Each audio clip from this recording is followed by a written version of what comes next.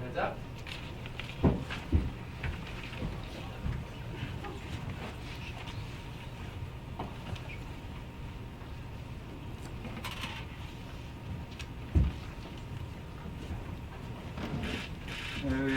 Bon matin encore, bienvenue at the International de Presse. Morning everyone. For our second news conference this morning, we have the Assembly of First Nations National Chief Perry Bellegard.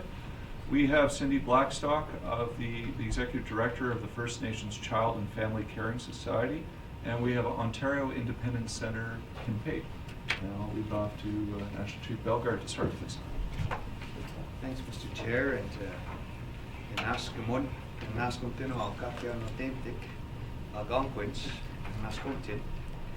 just a little bit in Cree. I'm very happy to be here. Acknowledge you all, friends and relatives, and the Algonquin First Nations for their territory. We're all sharing. I also want to acknowledge Senator Kim and, of course, Cindy for being here as well today.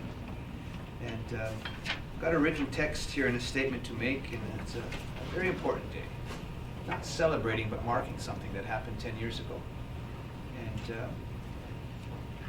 we always got to remember that when we're talking about this issue, when we're talking about the funding, talking about the different policies, different programs, we're really talking about First Nations children. And let me say this as plainly as possible, that Canada has a history of taking our children. We saw this in the residential schools, we saw this in the 60s scoop, and it continues today in the child welfare system. And we all know that it has to stop. And that's why 10 years ago, the Assembly of First Nations and the First Nations Child and Family Caring Society launched a human rights complaint against the federal government for racial discrimination in the provision of child welfare funding. We did that after making every effort to work with the government of the day to fix the broken system, to provide fairness, hope, and opportunity for our children. Every parent wants fairness, hope, and opportunity for their children, and every child deserves no less. So filing the human rights complaint was an extraordinary step, but we will use every option to stand up for our children. I wish I could say that the 10th anniversary of filing this complaint was a celebration, but it's not. So we're marking it. We're not celebrating it. We won't celebrate until all of our children are safe and secure, and we won't celebrate until our child welfare agencies are supported. And we won't celebrate until Jordan's principle is fully implemented by all governments. We've been fighting this battle for a long time.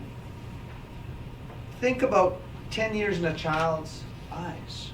It's really an eternity. Previous government fought us every step of the way, spending millions fighting against equality for First Nations children. Millions that could have been and should have been invested in First Nations children. It's been just over a year since the Canadian Human Rights Tribunal ruled in our favor. The tribunal examined the facts and said clearly that Canada is discriminating against First Nations children, and it has to stop.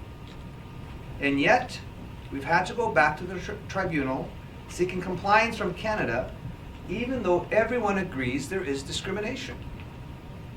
The government itself supported a motion in the House of Commons calling for the immediate implementation of the tribunal's rulings, including the implementation of Jordan's principle. The National Advisory Committee, it's a forum for the Assembly of First Nations, the Caring Society, and the federal government to work on transforming the First Nations child welfare system. And I will acknowledge Minister Carolyn Bennett because she's supporting that work. And that work is critical, but it has to continue, and we've got to do more than talk because we need action. Today we are seeking assurances from the government that they will act on the recommendations of the National Advisory Committee and the unanimous motion in the House of Commons. And right now, there are programs available through provincial agencies that our own agencies can't afford to fund for our children. Critical programs and services like suicide interventions and supports, like emergency food, having access to emergency food, and assessments. Health Canada did announce $382 million over 3 years for Jordan's Principle, and that's welcome news. But the issue we're talking about right now is the First Nations child welfare, and specifically funding for First Nations agencies. None of that reported $382 million goes out to the agencies for supporting the children. So we can say we can work together to reform the system, but that takes time, and right now children's lives are hanging in the balance. We need to do more in the immediate term, while the longer term of reform is worked out. Reform has to include keeping children with their families whenever possible. It is simply not acceptable that so many children are taken from their homes because of poverty. And as Minister Bennett said, when a child welfare agent finds a home with no food in the fridge, the solution should be to buy groceries, not take the child. We must end the system that rewards apprehending our children, because right now that's when the money flows to agencies. We need to change to a system that promotes prevention and helps close the gap in the quality of life for our people. And collaboration is the only way to get a workable solution. Solutions that are informed by First Nations experts and driven by community vision and the needs. And we know that First Nations young men and women are the fastest growing population in Canada. It represents tremendous opportunity and potential in a society that is aging. Our people are key to a strong Canada, now and in the future. Our children are the next great thinkers and achievers. And as we head into Canada 150, creating a new era of hope, opportunity, and fairness for First Nations children is an important step on our path to true reconciliation, and it's a critical step for Canada's future. So that's the statement from our AFN. I'm going to ask Senator to come forward now. You have questions later. Thank you. Thank you to Chief Bellegard.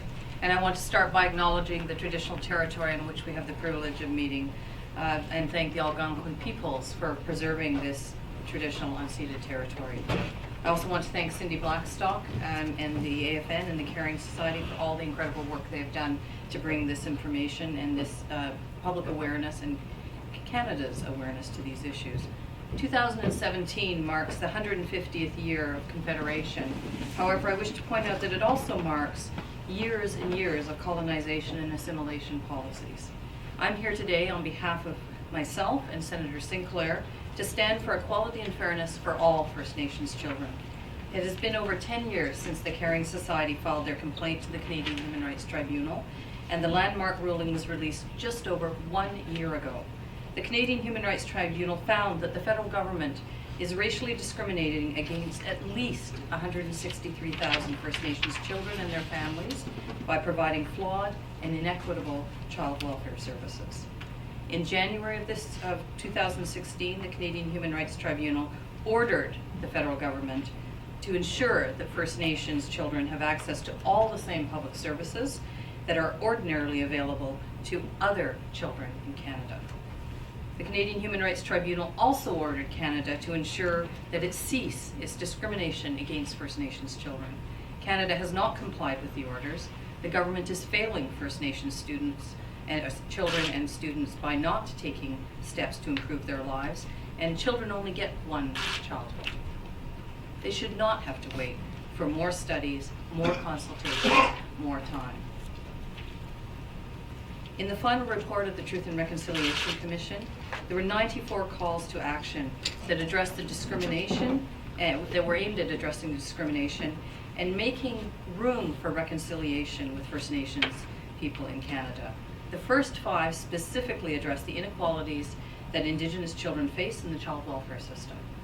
It is a reality that there are currently more children in the child welfare system than there were under the control of the state at the height of residential schools. On February 14th of this year, in over 72 communities in this country, have-a-heart events occurred, and on the Hill alone, there were close to 1,000 children who gathered together, First Nations and non-First Nations, non-Indigenous children together, who stood on the steps of Parliament Hill and called upon our government to do the right thing. The children sang songs, read poems, and then called on the Prime Minister, the federal government, all of us, both those of us as parliamentarians and all Canadians, to have a heart for First Nations and Indigenous children and to give them the equality that they deserve. Children may not be experts in policy, but they are certainly experts in fairness. It is a reality that First Nations children get less funding on reserve to stay with their families, less funding to go to school, and in fact, too many First Nations children and communities do not even have schools on reserves to attend, nor do they have adequate housing or access to drinking water. The lives of First Nations children are no less valuable than any other child in this country. First Nations children deserve the same opportunities. So today we add our voices to honor and promote and respect and ensure that the children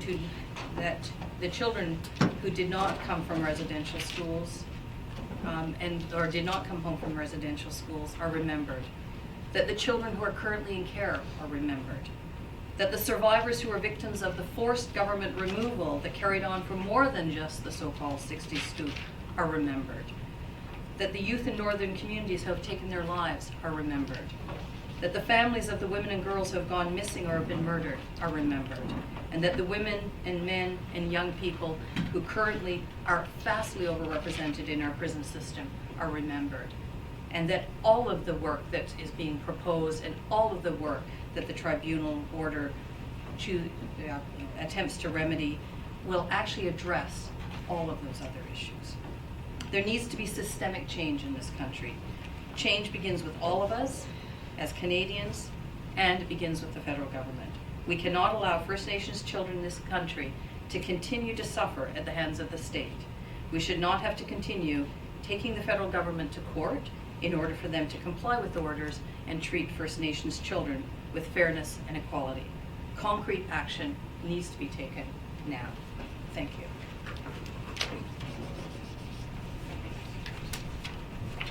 So good morning, everyone. My name is Cindy Blackstock, and I'm the Executive Director of the First Nations Child and Family Caring Society. Let me recognize the National Chief and the Senator today, and the Algonquin people.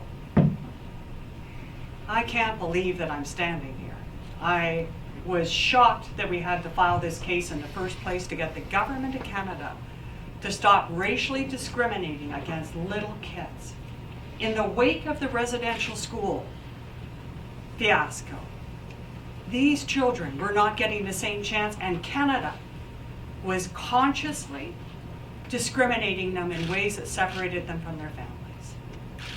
I still remember being with then National Chief Bill Fontaine in the House of Commons the day we filed the case, and the shock I felt that that was necessary. I've never gotten over that, and I can't tell you how tired I am of seeing the government apologize to successive generations of First Nations children for problems they could have prevented.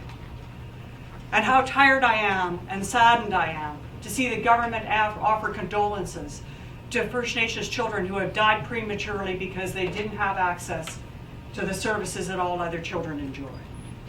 The time for saying I'm sorry and the time for sending condolences has got to be over. The Canadian Human Rights Tribunal ordered the Government of Canada to immediately cease over the next 5 years, not cease over the next year. It was immediately cease its discriminatory conduct. And we are, of course, we're standing here in the wake of 2 non-compliance orders by the Government of Canada. A Manitoba legislature unanimous motion condemning the Government of Canada for its failure to act. A House of Commons motion asking that the government take immediate steps to invest $155 million and observe Jordan's principle. And we're now preparing for non-compliance motions again at the tribunal. And this is for a country that is standing up for human rights around the world. And yet we are, as a nation, racially discriminating against little kids. The results of Canada's non-compliance are not bared out in the bureaucratic offices or even in Parliament itself. And in some ways, I think that's why it is allowed to continue. The suffering is absorbed by the children And in some cases, they are dying. And I don't say that as a matter of exaggeration. Tragically, it's a matter of fact. The Canadian Human Rights Tribunal, in the main hearing, noticed that First Nations children in Ontario were not receiving mental health services that are required under the Ontario Child and Family Services Act. The Government of Canada admitted they were not funding those services. When the order came out, Canada was immediately ordered to end that discrimination. But in its repeated compliance reports, it says it's only prepared to discuss the provision of those mental health services.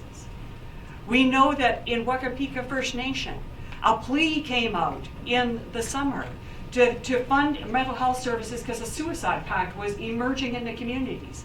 Health Canada's response: we'll discuss that sometime in the future.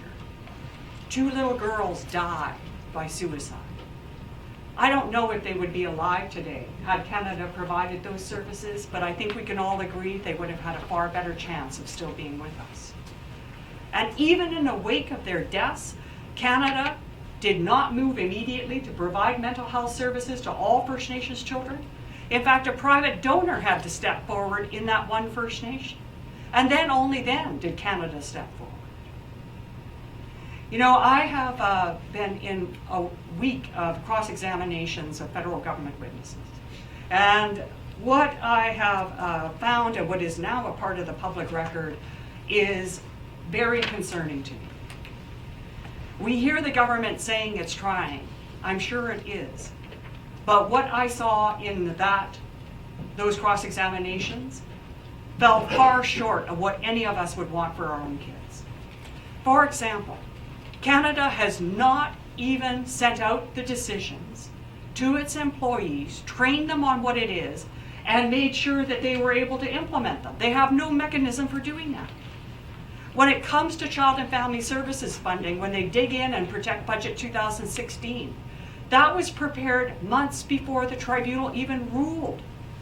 And when they prepared that budget, they gave zero consideration to children's best interests or their developmental needs. It did not cross their minds.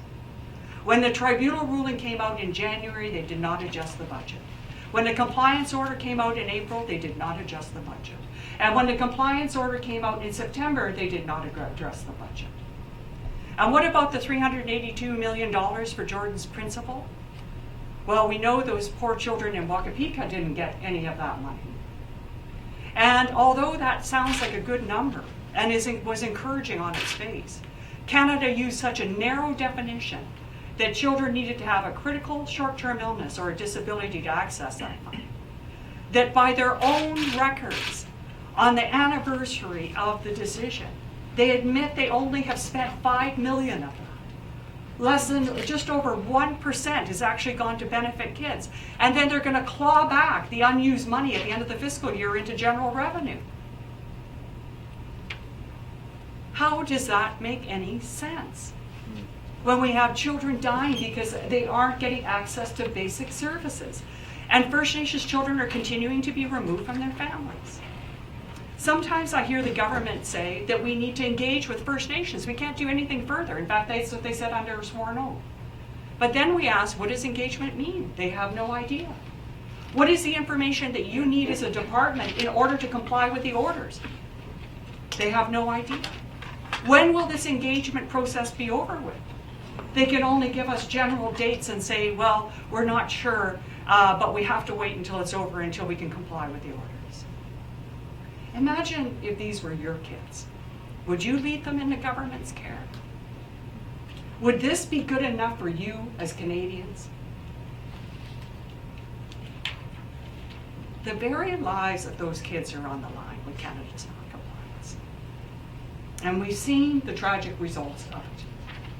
There is no excuse for this type of incompetence within the government when it comes to the well-being of 163,000 children. And such incompetence cannot be tolerated. Because we've seen the government act with dispatch and competence on other files like trade agreements and like the refugee crisis with bringing 40,000 Syrian refugees, all good things. So why can't they help kids in their own country? Why can't they do right by them? I expect far better. We all expect far better. And God help us, let's do it for these kids in Canada's 150th birthday.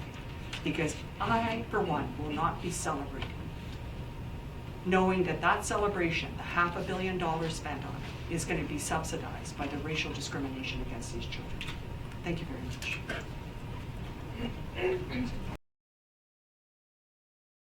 Follow up, and we'll begin with Julie Van Dusen.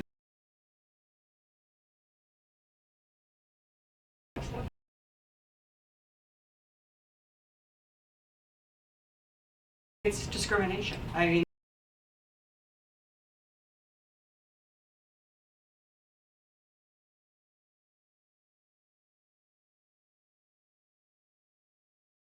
children.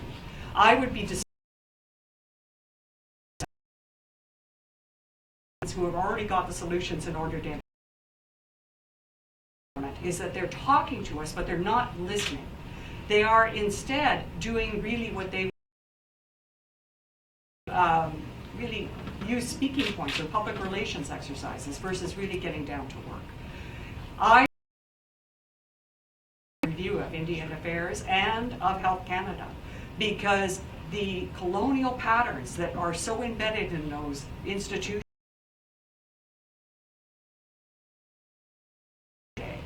and need to look is that department better and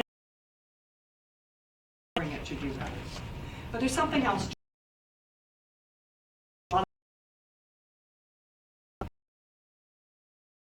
to talk.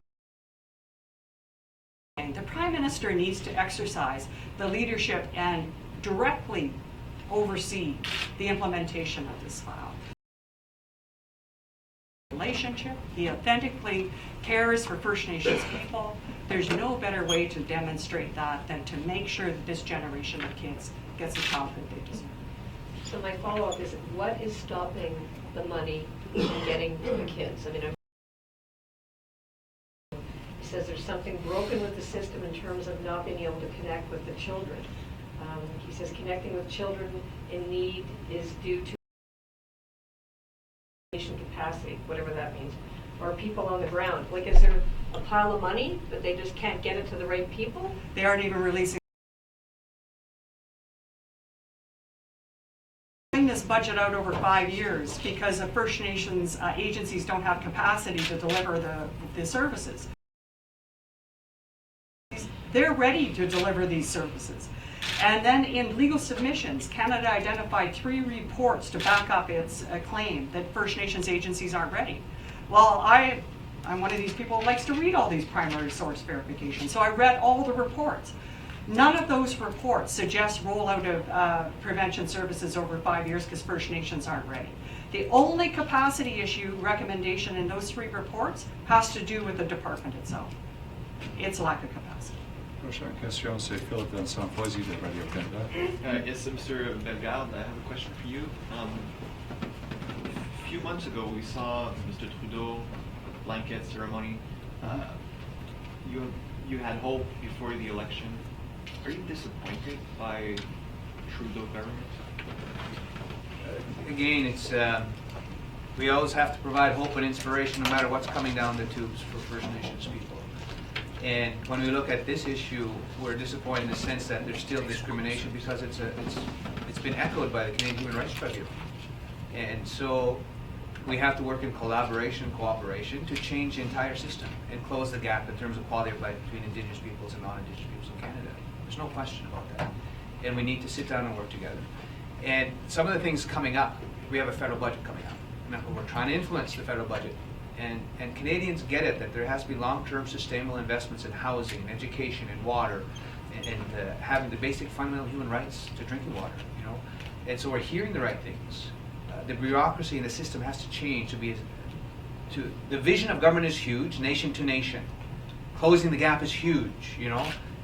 And it's the bureaucracy that's got to become effective and efficient and change some of the bureaucratic, colonialistic ways it's been there for over 100+ years. That's the challenge. So we're going to be sitting down again. The Prime Minister committed on December 15th to a bilateral arrangement with First Nations people. We're working out the details for the AFN because we have to not only deal with ending discrimination against children, we've got to deal with the needed investments in education and training. We have to deal with the backlog on housing. We have to deal with the whole language revitalization and working together on an Indigenous Language Revitalization Act. We have to work together on the United Nations Declaration of the Rights of Indigenous Peoples and legislation to implement that. We have to work together on a federal law and policy review because all their laws are outdated and their policies are based on termination of rights, not recognition of rights in title. And so we have a lot of work to do. And the only way we're going to change those policies and pieces of legislation are sitting down collaboratively and working together on that. And so that's the work ahead. But do you feel that it's only talking points, or it's only talk and no listening, like Madam Blackstone just said? Depending on the file. It's depending on the issue. So for example, on Site C, are we happy? No. Are we happy with some of the approvals? No. Are we happy with the amount of resources and funding in place for certain issues? Some yes, some no. So it's depending on what issue. On this issue, the answer is no, because there's still discrimination. And so the department has to be demanding and asking for the necessary resources to end discrimination. And they've got to be putting that because that pressure on, I call them the Sunya Ogimao. That's the big money.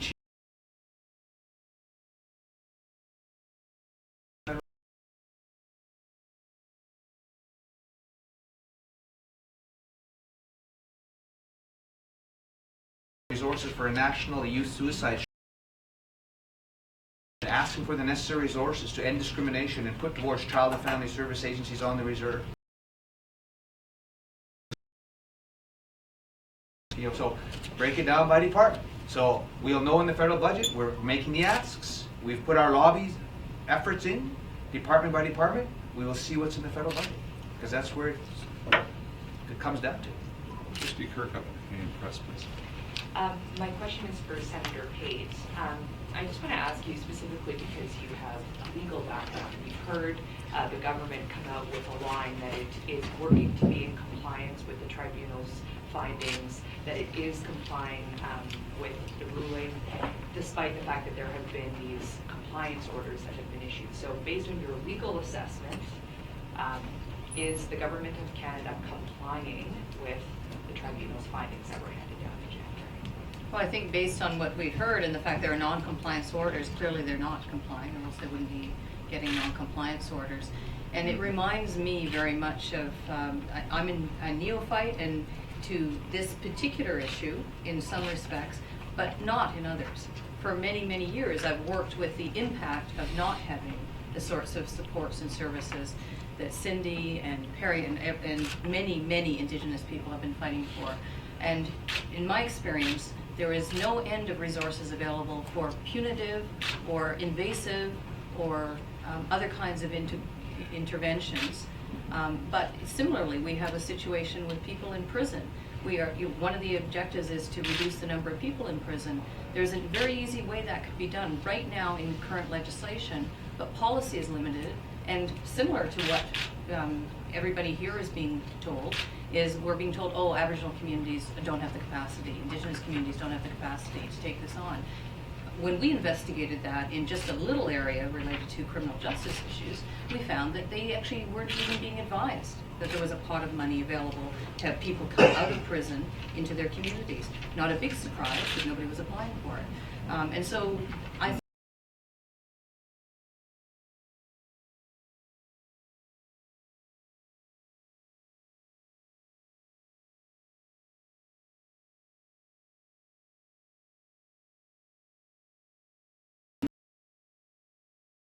as an emergency.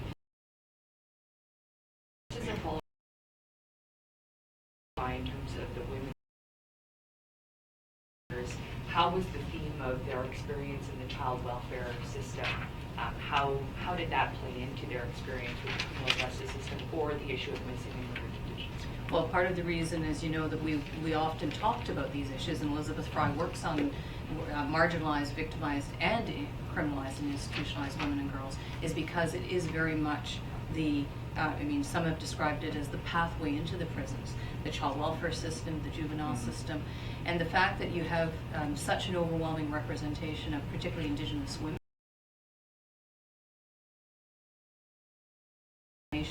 persists. So it starts in childhood, it continues into the child welfare system, the mental health system. Blackstock. Good morning. Chief Bellegard was saying that kids are still removed from their parents because there's no food in their fridge. Do you still see that? Is it still happening? You know, one of the things that was interesting in cross-examination is that Canada's witnesses agree that up until today, if I was to bring a First Nations child into care, they would pay the bills necessary to look after that child. But if I leave that child in their family, they will not pay the bills at the necessary levels. They won't reimburse. They pay more to remove children than they will in their own families. In many ways, we could just solve this by removing all First Nations children from their families and putting them into foster care, and for the first time they would be treated equitably. But of course that would be barbaric, because unnecessary removals from your family are something that we've seen the long wake of horrors that unfold for children through residential schools in the 60s. But that's how crazy the current system is. And when we asked the federal officials, he said, is there anything stopping you from, for example, if you were to fund prevention services just on actual costs? So if I'm a social worker, I go into the family, they need more food in the house, they need a parenting crisis support worker, I just provide that and then you reimburse it. Is there anything stopping you, we asked federal officials. The answer to that is no. They could be doing that tomorrow, they're just choosing not to do it. So is that still happening? It's still happening today. And in fact, we have seen regular documents showing the links between the structure, the poor structure of the formulas, and also the inadequate amounts, and its connection to the removals of First Nations children unnecessarily from their homes. First Nations children, just to give you a sense of the scope of the problem, First Nations children are 12 times more likely to be removed from their families than other kids. And to think of it on the level of how you and your family might think about it, between 1989 and 2012, according to the department's own data, First Nations children spent over 66 million sleeps away from their families, and that is just on reserve. That's 187,000 years of childhood. That's the price of the Canadian government continuing to not take advantage of these types of progressive reforms, like funding services for families at actual cost, something that they can do, but they choose not to do. Can I ask more? Because it was kind of the same question. If you really, really want to be, if you guys just want to clarify Can something I quickly, just, but I got to keep going. There was one answer you gave to my colleague Julie, saying that the money is not flowing out the door. There was money for 5 years. So are you saying that it's going to be at the last end of the 5 years that the money will go out the door? Well, when you look at how the funding for child welfare is distributed in that 5 years, 54% of it comes the year of the next federal election or the year after. And when we looked at the amount for this year, which was 71 million, that falls short of what the Conservatives thought was necessary back in 2012 by about 38 million. But also, not all that money goes to First Nations for helping kids. The department is taking about 10 million of that off the top for its own results of its own discriminatory behavior in terms of increases in child and care costs, but also for its own staff and a computer program. So it's $61 million going out the door. And that is not sufficient to eliminate the discrimination. The second piece around this to understand is that children's childhoods are not incremental. Why do they have to wait 5 years to get the vast majority of this funding when it's so urgently needed right now? The department has not been able to provide any credible evidence as to why that is the case. And during that time when this discrimination is perpetuated, we are going to see more and more children go into care. And we are going to be here in another 10 years talking about the 2017 scoop and the government is going to be apologizing for that and settling it. I want to get ahead of that. I want to keep these kids in their family, give them the childhood they deserve, and no apologies needed in the future. That's what they deserve. So, Mark, is that, I just, Mark you know, Blackford, you talk to the minister and, you know, you talk to the bureaucrats. Do you think there's just no faith in the agencies that are around to handle that kind of money to fix this problem, if you had to speculate? What I've not seen any evidence to back up their claims that agencies aren't in a position to do it. I have seen agencies across this country that have been operating for 30, 40 years winning awards despite being so significantly underfunded. And my challenge to the government was this: even if I agreed there were 1 or 2 agencies out there, maybe even more, that aren't ready to spend the money, why would you tar everybody with the same feather? Why wouldn't you get out there for those agencies that are ready and give them the money so they can do the help for the kids? It doesn't make any sense on any level. But you've asked that question, I've asked that question. and what's the answer? The answer is they repeat back, well, their own key informant interviews tell them this. And I said, well, I want to see those key informant interviews. You tell me who you've been talking to. You tell me what the data is. And when we push back and we get that stuff, it doesn't back up their claims. So that to me is very concerning. And it does lead you to a path of wondering how much of the colonial philosophy within the department is coloring their perceptions of First Nation service providers. so the last person on my list is Gerhard Brown. Thank you. Okay, Ms. Blackstock, one question concerning the discussion we have right now about the water, drinking water on in the First Nations community. Could you tell us a little bit what effect this situation in the communities have on children? And to Chief Bellegard, this review of law and policies, where do you see the largest gap, the deficits, and what has to change? I would say you can survive just a day or two without clean water, you know? And in a country like ours that has one of the largest freshwater supplies in the world, I find it completely appalling that not every child in this country can't turn on a tap and get a clean glass of water that doesn't make them sick. And one of the things where this child welfare complaint links directly to that water crisis is that Canada, and even it admitted under cross-examination is continuing to do this, it's so underfunded child welfare with the 71 million that it included in the budget for 2016 this year. They actually had to go and hive off another roughly 30 million from other Indian Affairs programs to try and shore up its underfunding of the First Nations Child Welfare Program. What we've seen in the past is that hiving off comes from infrastructure, which is the funding that they use for clean water. And without clean water, children are predisposed to all kinds of health risks. And also it is linked to neglect, because without clean water, children are not able to kind of keep up the same kind of health and sanitation that we'd like to see for all children. It just is the same vicious circle. So this transferring out of money, $98 million a year from that budget, is taking money away from building schools, building water, building houses, and keeping people safe from fires. They should be going to Treasury Board for new money. Just on the law and policy, when you look at Canada and the commitments the Prime Minister made to our chiefs in Assembly, a year ago he made 5 commitments, this past year he made 3. Last year he said to our chiefs in Assembly that there would be an inquiry into missing murdered Indigenous girls. He also said that there would be investments in education. He also said that all 94 calls to action of the Truth and Reconciliation Commission will be implemented.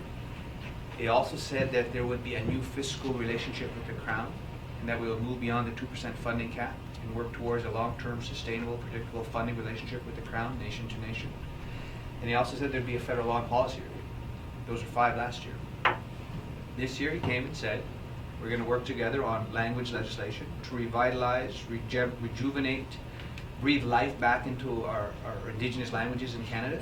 And we're going to work collaboratively on a legislation to do that, which means investments in heritage and everything else for those things. And then UN declaration, legislation to implement the declaration, because they've adopted it without qualification within the United Nations. It's been adopted without qualification, and that is huge. And he also said that there would be this federal law and policy review. So now on that piece, there are laws. It's almost two separate things. There are laws in Canada that will respect treaty and inherent rights and Aboriginal rights. For example, Bill C-38, Bill C-45, Bill C-51, Bill C-27, Bill C-10. All of these laws, so there's got to be a process for that. To get these laws in line with treaty and Aboriginal rights and title, but as well Canada's own constitution, section 35, which recognizes existing Aboriginal treaty rights. So that's a whole process. So there are laws that have to be changed. And then on the bigger piece, on that piece, you only have two laws in Canada, common law and civil law. You also have First Nations law, Creators law. How does that fit into the mix? That's a whole other challenge. That's a whole other group we're going to have to work on at some point too. But that's all part of laws, right? You talk about jurisdiction and sovereignty. Well, there is inherent right. There are Indigenous laws. So how does that fit into common law and civil law? That's going to be the challenge in Canada. Then on policies, number of fronts. And you can go department by department. Well, let's just focus on INAC, for example. So you have 4 key policies within INAC that need to be updated. One is the comprehensive claims policy. It's outdated. The specific claims policy is outdated. The additions to reserve policy. And the big one, the inherent right to self-government policy. They're all outdated because a lot of them are based on termination of rights and title, not recognition of rights and title. And keep in mind the recent Supreme Court wins we've had as Indigenous peoples. The Williams case, recognition of Aboriginal rights and title. So the judicial branch is saying something very clearly.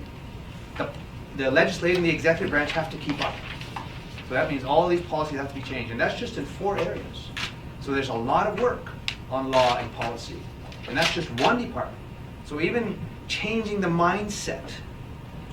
Why do we call it comprehensive claims? Specific claims. Maybe it should be land restoration. You know, and people should get comfortable with this concept that I'm starting to use. Assumed Crown sovereignty. Assumed Crown jurisdiction. Because we always say, how else did the Crown gain title to our lands and territories and resources? We're supposed to share the land and resource wealth in Canada. By planting a flag and claiming it via the doctrine of discovery and the concept of terra nullius. So assumed Crown sovereignty, assumed Crown jurisdiction. Terminologies that people should start getting their heads around. And in a very respectful way. Challenging the myth that Canada was founded on 2 founding nations, French and English. Especially in the 150 plus, I say, it's not only 150 for Canada, it's 150 plus for Indigenous peoples, you know, in terms of how we had a relationship together. And so, lots of work to do. But let me just say this. It's always been based on peaceful coexistence and mutual respect between our peoples. Mutually benefiting from sharing the land and the resource wealth. And we're sharing a lot of land and resource wealth. But there's still too much poverty. And I always use the 6th versus 63rd gap that has to close. Canada's rated 6th in terms of quality of life. United Nations Human Development Index. Apply the same indices to our people, we're 63rd. So that's what's got to close. And if we can get our head and framework around that whole piece, we can close the gap. And we can only do it by working together. That's how I see it. And on my last point on this whole issue of child and family services, it's not only on reserve we have to fix. Our First Nations children are in the provincial system. So we have to also fix not only the on reserve one system for child and family services, the provincial systems. And then how do we recognize First Nations jurisdiction? And you'll see what's happening in British Columbia. Chief Wayne Christian, there was an announcement today about BC, about First Nations jurisdiction, looking after their children on reserve but off reserve as well. So working all. And we have another Council of Federation meeting coming up this July. That's very important. And that's children. And so they all agreed we're going to try to work together to fix the child and family service welfare systems. You need the federal government there at the table, provincial governments at the table, but First Nations people as well at those tables to work it out. So it's on reserve, but it's also in the provincial system as well. And so that's the challenge going forward, to fix the system. And it's all about doing better for our children, our kids. Who can argue with that? It just makes sense. Yeah. Did you have a supplementary? Colleagues, I think, Madeline, you were trying to squeeze something in. Julie, you're now flagging you're trying to squeeze something in. If we could we do it very, very briefly? So Matt Lamb, were you trying to, he's got another meeting to go to, so were you trying to get something in at the end for Can Cliff? I try quickly? Yes. Concerning the 94 calls of action, the second one was to have, no, it's for you, yeah. The second one was to have like details of how many kids were in care each year. We did our report. Do we have that? No, we don't. You know, Canada is one of the few industrialized countries in the world where we have no national child welfare data system. So if you were in the United States, you'd be able to say roughly how many, quite accurately actually, how many First Nations, Métis, Inuit, other children are in child welfare care. Nothing exists in Canada, so there's been no movement on that. And when we talk about care, it's foster care. It's foster care. It can also be the most extreme part is when there's an apprehension, which is the removal of guardianship and custody from a parent and a placement in an alternative care resource. And sadly, that's the type of care that most First Nations children are subject to. And Julie, you were trying to I squeeze just something want to very make sure I quickly. understand, just to wrap up, I'm trying to figure out exactly what you said here today. But you seem to be saying, because we talk about discrimination is at the root of everything, so if you want to go to the mic, you seem to be saying that a racist bureaucracy or racist bureaucrats steeped in colonialism aren't allocating money because they think First Nations agencies would mismanage it. That's what you seem to be saying, and maybe I've misunderstood it. I won't go as far as saying these individuals are racist, but the system is racist. And I don't say that as a matter of opinion, it's a matter of factual finding by the Canadian Human Rights Tribunal. The results of the Department of Indian Affairs or Indigenous Affairs relationship with First Nations children is, in the words of the tribunal, discriminatory on the basis of race and national ethnic origin. What I've not seen are any internal reforms to change the philosophy, the structures, and the practices within that department, which has operated this way since even before Confederation. It's the oldest department in the country, remember, to change to a new way of working that is about legal compliance, non-discrimination, and takes the best interests of the child as at the forefront of that. So can I just ask, why can't Justin Trudeau and Carolyn Bennett overrule that and get the bureaucrats to get the lead out? That's exactly the question, and I don't know. I think that should happen, because we've seen that type of leadership being exercised in the Syrian refugee crisis to good effect. And I know this is a solvable problem. I think this is one of the most frustrating things for me, and is that these are the two of the top TRC calls to action. Number 1, child welfare, equity, and reform. Number 3, Jordan's principle. Both amongst the easiest to implement. And both the government has really, in my view, squandered this opportunity, but it's not too late. And these kids are depending on a reset by the government. And I'm going to hope they do that, and if they don't, we'll continue to litigate, but I prefer not to do so. Thanks very much. Thank you, everyone. Thank you. Thanks, Bob.